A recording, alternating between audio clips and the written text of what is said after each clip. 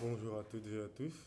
Euh, bon, n'oubliez pas de vous abonner, mettre un like, poser vos questions si vous en avez.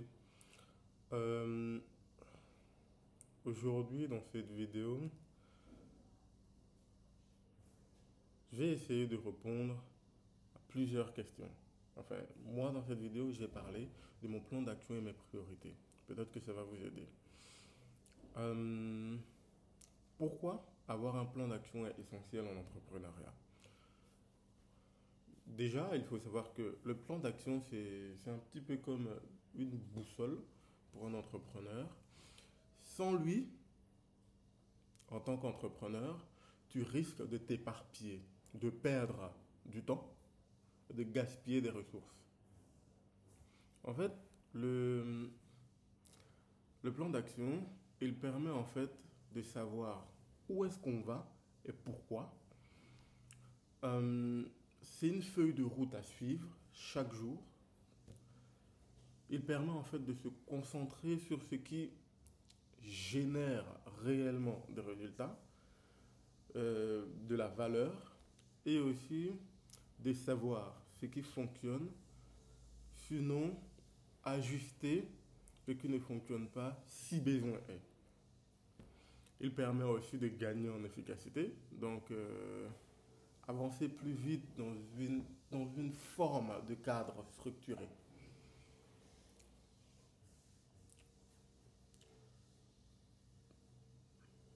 Il y a aussi les priorités. Pourquoi est-ce qu'en fait, quelle est l'importance de se fixer des priorités claires pour éviter la dispersion? L'un des grands pièges en entrepreneuriat, c'est de vouloir tout faire en même temps. Se fixer des objectifs permet de concentrer son énergie sur l'essentiel. Ce qui rapporte le plus en termes de croissance, revenus, impact. Euh, Se fixer des priorités claires permet aussi d'éviter la surcharge mentale, moins de tâches, plus de focus. Hum, Avoir des objectifs, des priorités claires permet aussi d'éviter le perfectionnisme inutile. Mieux vaut exécuter rapidement les actions clés et peaufiner les détails au second plan. Aussi, n'oublions pas Pareto, 20% des actions apportent 80% des résultats. Moi, dans mon cas personnel, j'essaie d'avoir 3 à 4 grands max, 3 à 4 priorités que je dois accomplir à tout prix. C'est un cadran, un jour, je vous en parlerai. Ensuite, il y a différentes approches pour structurer le travail.